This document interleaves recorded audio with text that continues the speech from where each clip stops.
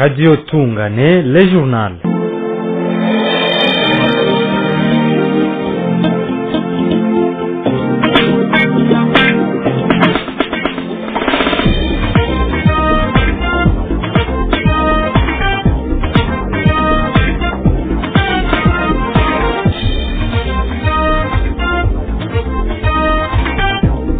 Salut fidèles auditeurs et auditrices de la Radio Tungane de Minembwe, soyez les bienvenus à suivre les informations de ce mardi 19 août 2025 à langue française. D'abord, les principaux titres.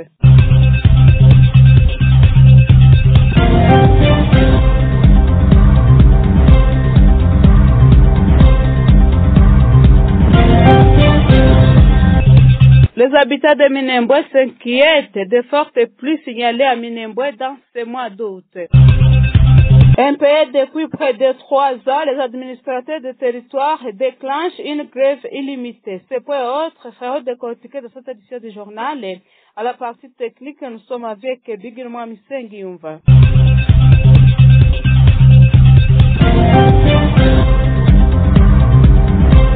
Des fortes pluies qui se battent dans les hauts plateaux de Minembwe pendant cette période peuvent causer des dégâts néfastes aux produits champêtres.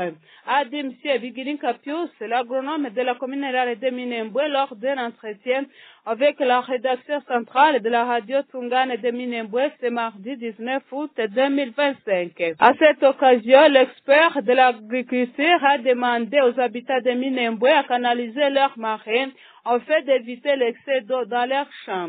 Signalons que les agriculteurs des hauts plateaux de Minembwe exercent leurs activités champêtres dans des marais dans cette période. Au total, 4 personnes sont mortes et foudroyées dans l'avant-midi de ce lundi 18 août 2025 dans les localités Jupaketa, Uyaru et Nyarambe en chefferie des Angars dans le territoire de Mahagi en province de l'Ituri. Dans un dépêche de la protection civile, Robert Njalonga, coordonnateur de la protection civile en province de l'Ituri, confirme que l'incident s'est produit lors d'une forte pluie qui s'était abattue dans la zone. Pour prévenir d'éventuels incidents, la protection civile appelle la population locale à faire preuve de la vigilance pendant cette période pluvieuse. Signalons que de mêmes cas ont été signalés à Minembwe dans des semaines dernières. Au moins 15 personnes, dont 6 miliciens Codeco, ont été tués samedi 16 août lors d'opérations militaires menées par les forces armées de la République démocratique du Congo contre les miliciens Codeco et d'autres groupes armés, notamment la Convention pour la Révolution populaire CRP de Thomas Lubanga, responsable de multiples attaques contre les civils dans les territoires de Djougou en Ituri.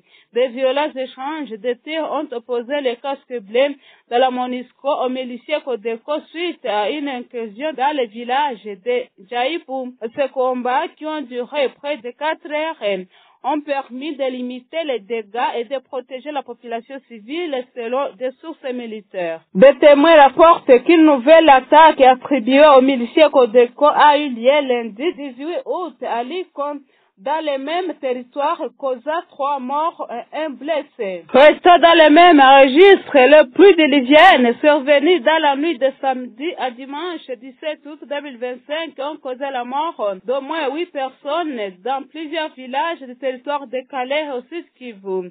La société civile locale indique que ce bilan pourrait évoluer. Les zones les plus touchées se situent dans les groupements de Kalima, notamment en Mubugu, dans la chefferie de Buholo, ainsi qu'au centre de Boulambika. 2 personnes ont été déclarées mortes à Boulambika, 3 dans un secteur appelé Carrière et 3 autres à Mabiano, dont une femme et 2 enfants. Ces intempéries ont également provoqué des dégâts matériels conséquents avec des maisons écroulées qui ont laissé plusieurs familles sans abri exposées aux conditions climatiques. Dans une correspondance adressée au ministre de l'Intérieur, Sécurité, Décentralisation et Affaires coutumières, les administrateurs des territoires et les administrateurs des territoires assistants ont annoncé une grève illimitée dès ce lundi 18 août sur toute l'étendue de la République démocratique du Congo. En cause indique la correspondance de nos paiements de leur salaire depuis près de 3 ans. Je cite: c'est justement fort de cette confiance renouvelée que nous voyons dans l'obligation de vous informer de notre décision d'observer une grève illimitée sur toute l'étendue du territoire national à dater du lundi 18 août 2025 en raison des conditions inhumaines et dégradantes dans lesquelles nous sommes contraints d'exercer nos fonctions dans la territoriale bientôt 3 ans sans salaire, lit-on dans la correspondance. Les administrateurs fustigent également les non-paiements sans justification valable de 5 mois de primes, notamment mars, avril, mai, juin et juillet 2025, qui indique la correspondance. Pour clore, la République démocratique du Congo a pris part du 15 au 17 août 2025 à Antananarivo, à Madagascar, au 45e sommet des chefs d'État et de gouvernement de la communauté de développement d'Afrique australe, placé sous le thème « Promouvoir l'industrialisation, la transformation système agricole et la transition énergétique pour une SADC résilience ». Durant ces assises, le Congo-Kinshasa, représenté par son ministre de la Défense et ancien combattant Guy Kabombo, a appelé les parties prenantes à une action collective et solidaire pour restaurer une paix durable dans la sous-région. Fidèles auditeurs et auditrices de Radio Tungane de Minembwe, c'est la fin des informations de ce soir. Merci de les avoir prêtées attentives. Et merci à notre humble serviteur, Bigirmouami Sengiumba, pour la technique.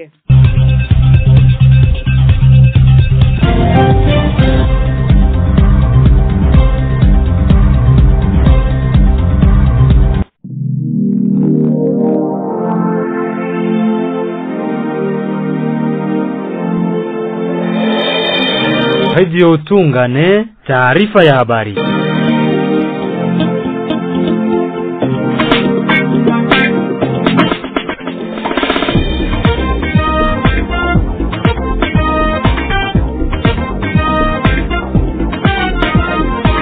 Karibuni wapenzi wasikilizaji wa Radio Tungane FM Minembwe kufuata taarifa ya habari katika lugha la Kiswahili. Leo ni siku ya pili, tarehe 19 mwezi Agosti mwaka wa 2025. Kwanza tutolee mtasari wa habari.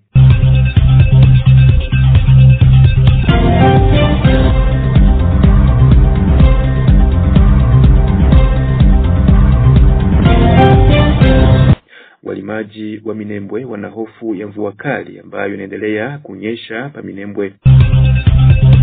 Watu 4 ndio wamepigwa na radi siku ya kwanza tarehe 18 Agosti mwaka huu tarafani Mahagi jimboni Ituri. Maadministrator wa Kongo wameandaa mgomo siku ya kwanza tarehe 18 mwezi wa 8 mwaka huu wakidai mishahara yao ya miaka 3. Haya na mengineyo tumewaandalia. Ndaishime Justin niko kwenye usomaji, Bigiruma Misenyi patakuwa fundi mitambo. Punde kidogo ni habari kamili. Habari hizi zitatolewa naye Ndaishimie Justin. Habari zetu kamili ni kwamba mvua ambayo inaendelea kunyesha milimani mirefu ya Minembwe sio nzuri kwa walimaji hata na kwa mimea. Ametangaza haya Bigirinka Pius Mushambaro akiwa mkurugenzi wa kilimo mtaani Minembwe mchana kati wa siku ya pili tarehe 19 Agosti mwaka huu. Wakati huo amealika walimaji kukata mifurege ajili ya kuepukana na maji shambani. Ameamakia kwa nguvu zake zote wakati wa Minembwe ambao wanaendelea kuharibu mazingira kiolela. Amejulisha kuwa mvua hii ikiendelea kwa namna hii kuna madhara ambayo yanaweza kutokea kama vile njaa na kadhalika. Mjue kuwa mvua hii imenyesha pia maeneo tofauti jimboni Kivu ya Kusini hata na jimbo la Kivu ya Kaskazini nchini DRC. Tukibaki jimboni Kivu ya Kusini ni kwamba mvua ambayo imenyesha pa Kalehe imesababisha kifo cha watu 8 ndani ya vijiji vya tarafa la Kalehe, Kivu ya Kusini. Shirika za kiraia zimetuelezea kwamba vijiji ambavyo vimeguswa sana na mvua hiyo ni ndani ya grupema ya Kalima pa Mubugu, sheferi ya Buholo, hata na senta ya Bulambiko. Ilikuwa siku ya Mungu tarehe 17 mwezi wa 8 mwaka huu. Mvua hii imebomoa nyumba nyingi maeneo hayo, mahali ambapo jamaa nyingi zaendelea kulala nje. Kutokana na hali hii, shirika za kiraia zimeomba misaada kwa mashirika za kiutu ajili ya kuhudumia wahanga waliokumbwa na shida ya mvua. Mtafahamu kuwa tarafa la Kalehe nyumba nyingi zimeharibika, vitu vingi vimeharibika, ukiwemo nyumba, masomo, vituo vya afya. Ni kwamba kwa ujumla watu 4 wamepigwa na radi mchana wa siku ya kwanza tarehe 18 Agosti mwaka huu ndani ya kijiji cha Jupakeita, Ayaru na Nyarambe ndani ya sheferi ya Angal wilayani Mahagi jimboni Ituri. Robert Jalonga akiwa coordinator wa shirika la kiraia jimboni Ituri amehakikisha kuwa tukio hii imepitikana wakati mvua kali ilionyesha maeneo hayo. Miongoni mwa wahanga kulikuwa baba mmoja na watoto 2. Si kwa mara ya kwanza kisa hiki kutokea Panyarambe, grupema ya Aru, sheferi ya Angal, watu wengi kufariki. Kwa wiki iliyopita Paminembo pia kisa hiki kimeripotiwa, mahali ambapo baba mmoja wa miaka 67 amepigwa na radi wakati alikuwa kwa malisho ya ngombe. Mnaendelea kufuata habari kutoka Radio Tungane FM Minembwe.